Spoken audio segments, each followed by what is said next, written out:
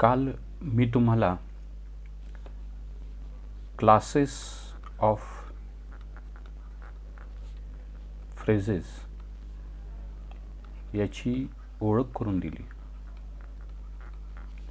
ज्याच्यामध्ये प्रामुख्याने noun phrase, prepositional phrase, adjective phrase असे एकूण 6 फ्रेजेसचे प्रकार तुम्हाला मी सांगितले. त्यातला आज आपण नाउन फ्रेज हा प्रकार अभ्यासणार आहोत. याच्यावर परीक्षेमध्ये शॉर्ट नोट विचारली जाऊ शकते किंवा डिस्क्रिप्टिव्ह क्वेश्चन विचारली जाऊ शकते. त्यामुळे आजचा आपला अभ्यासाचा टॉपिक आहे नाउन फ्रेज, ज्याला शॉर्ट फॉर्ममध्ये आपण NP असं म्हटलेलं आहे. फ्रेजेस दाखवताना नेहमी आपण ब्रॅकेटमध्ये दाखवतो. तर कुठल्याही फ्रेजेसचा अभ्यास करत असताना आपणाला त्या फ्रेजेसचे 2 लेवलवर अभ्यास करावे लागतात. पहिला आहे की ती जी फ्रेज आहे ती फ्रेज वाक्यामध्ये फंक्शन म्हणजे कार्य काय करते, वाक्यामध्ये ती कोणत्या प्रकारचं काम करते. आणि दुसरं महत्त्वाचा भाग त्या फ्रेजेसचं स्ट्रक्चर हे आपण अभ्यासणार आहोत. म्हणजे त्या फ्रेजेसची रचना कशी आहे. आणि तिसरा जो पार्ट येतो अभ्यासात असताना एखाद्या फ्रेजेसचा, तो असतो की त्या फ्रेजेसचा फॉर्म काय आहे. या 3 लेवलवर आपणाला कुठल्याही फ्रेजेसचा अभ्यास करायचा आहे. आज आपण नाउन फ्रेजेसच्या संदर्भात त्याचा अभ्यास करणार आहोत, त्याच पद्धतीनं अभ्यास करणार आहोत. याच्यामध्ये आपणाला कुठल्याही फ्रेजेसमध्ये सगळ्यात महत्त्वाचे पॉईंट असतो तो त्या फ्रेजेसचं फंक्शन, त्यानंतर त्या फ्रेजेसचं स्ट्रक्चर आणि त्यानंतर त्या फ्रेजेसचा फॉर्म किंवा त्या फ्रेजेसचं स्वरूप. असे 3 पद्धतीनं आपण फ्रेजेसचा 3 लेवलवर अभ्यास करतो. चला तर मग आपण पहिल्यांदा नाउन फ्रेजेसचं अभ्यास करू. जसं की मी काल तुम्हाला सांगितलं की नाउन फ्रेजेसमध्ये नाउन हा प्रमुख शब्द असतो. तो कसा असतो हे तुम्हाला सांगतो. आता उदाहरणार्थ बघा, असं एखादं क्लॉज आपण घेतलं, सी इज लकी.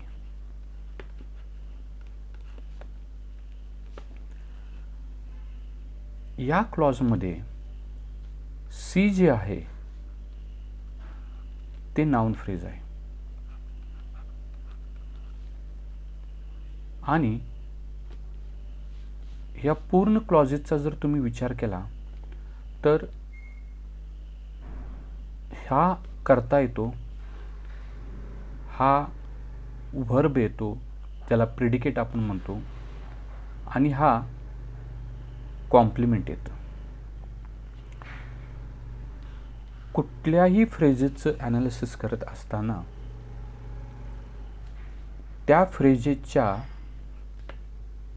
कंस असा केल्यानंतर कंसाच्या टॉपला आपणाला त्याचे फंक्शन्स लिहायचे असतात. आणि त्या फ्रेजेसचं जे टायटल आहे ते आपणाला खाली लिहायचं असतं. या पद्धतीनं आपण काय करतो की फ्रेजेसचं ॲनालिसिस करतो. त्याच्यासाठी आपणाला पहिल्यांदा सब्जेक्ट, प्रेडिकेट, कॉम्प्लिमेंट हे समजून घेतलं पाहिजे. मग आपणाला सगळ्या फ्रेजेस ॲटोमॅटिकली कळायला लागतात. आता हे कसं समजून घ्यायचं हेही तुम्हाला मी सांगतो.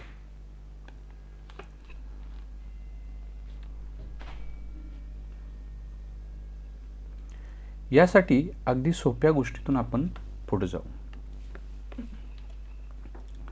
इंग्रजीमध्ये वाक्य जे आहेत ती सब्जेक्ट,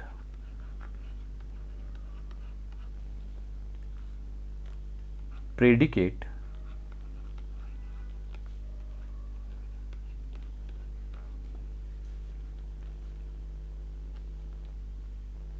ऑब्जेक्ट, कॉम्प्लिमेंट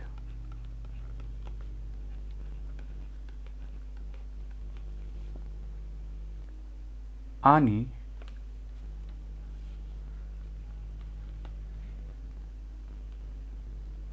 ऑब्जेक्टमध्ये पुन्हा दोन इनडायरेक्ट ऑब्जेक्ट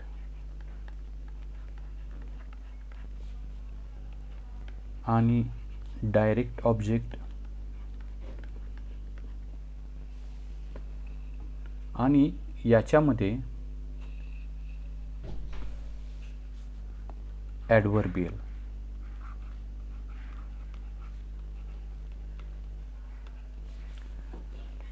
कुठलंही वाक्य ह्या 5 एलिमेंटपासून इंग्रजी भाषेत तयार झालेलं असतं.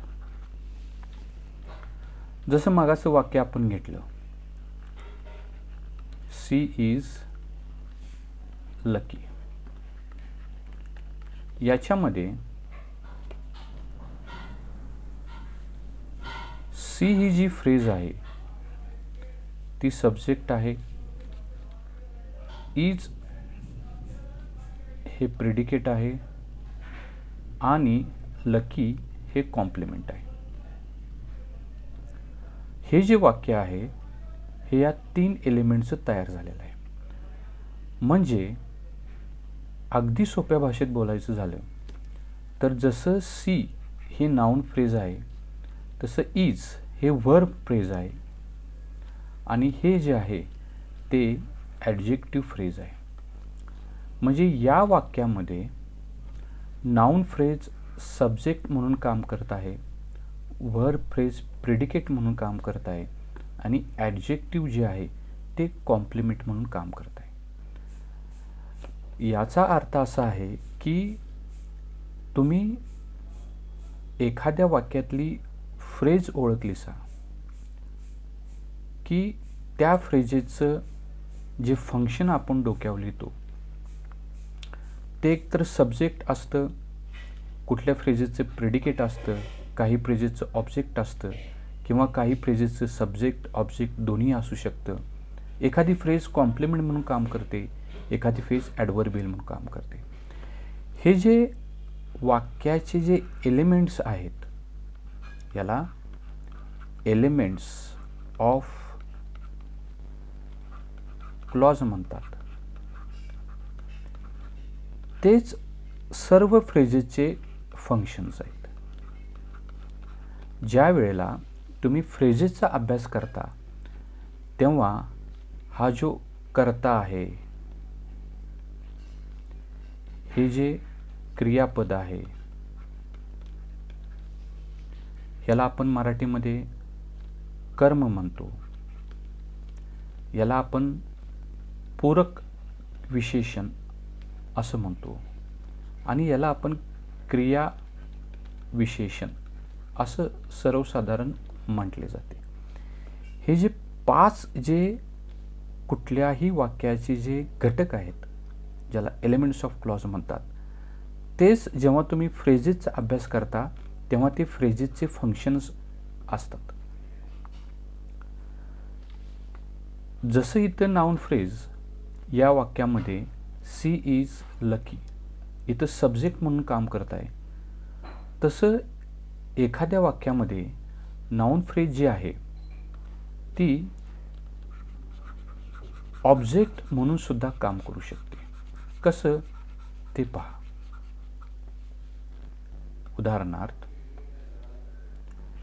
राम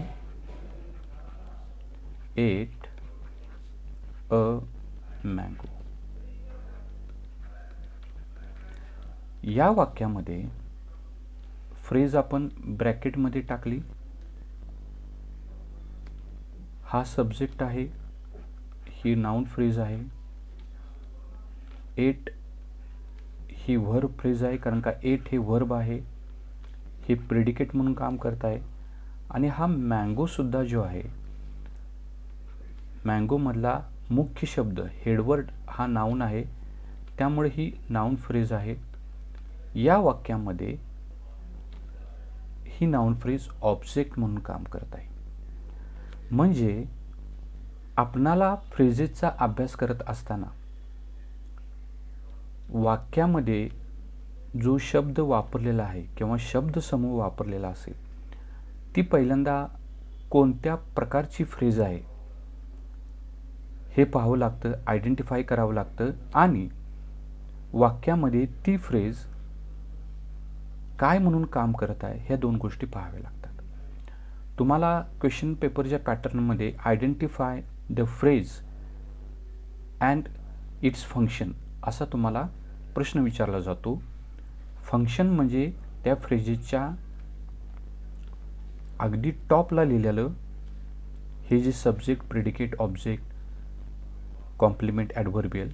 आणि identify the type of phrase म्हटलं की noun phrase, verb phrase, prepositional phrase, जे तुम्हाला 6 फ्रेजेस मी काल सांगितली ते येतात. इथं आपण आजचा आपला छोटा व्हिडिओ संपवू. धन्यवाद.